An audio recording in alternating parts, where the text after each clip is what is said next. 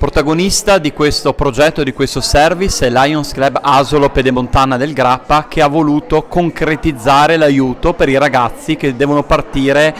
tutti dalle stesse possibilità.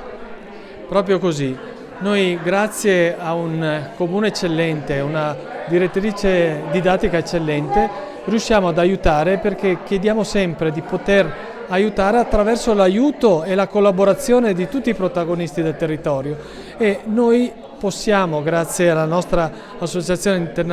internazionale, presentare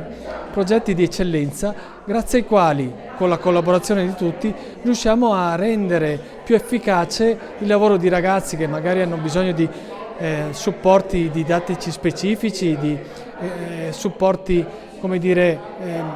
di stimolo e tecnici per aiutarli a essere anche loro, come tutti gli altri, capaci di essere efficaci e raggiungere quegli obiettivi di crescita e di formazione che tutti noi speriamo loro possano raggiungere. Nello specifico questo progetto in cosa consiste? Nel cercare di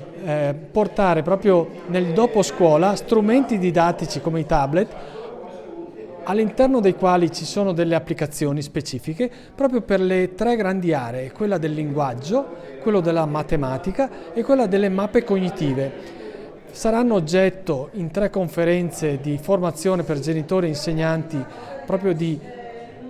dimostrazione di come si utilizzano, e naturalmente grazie a una semplice prenotazione che il Comune di San Zenone, alla biblioteca e al centro polivalente, sono messi a disposizione di tutti i ragazzi della Pedemontana. Quindi con questa capacità, attraverso questi strumenti, di sviluppare meglio alcune abilità che magari non sono al massimo per qualche motivo, e che questo sviluppo possa portarli veramente, come ha detto lei benissimo, al pari degli altri e capaci di sviluppare quelle abilità di efficacia che magari per qualche motivo non sono ancora del tutto chiare o del tutto sviluppate. Quindi bellissima l'iniziativa, ma grazie a qualcuno che ci ha aiutato a farla: il comune, la direttrice, le insegnanti e non solo, le associazioni di volontariato, e tutta questa rete ci ha permesso di essere efficaci, ed è quello che chiediamo sempre: aiutateci ad aiutare e ne sarete felici.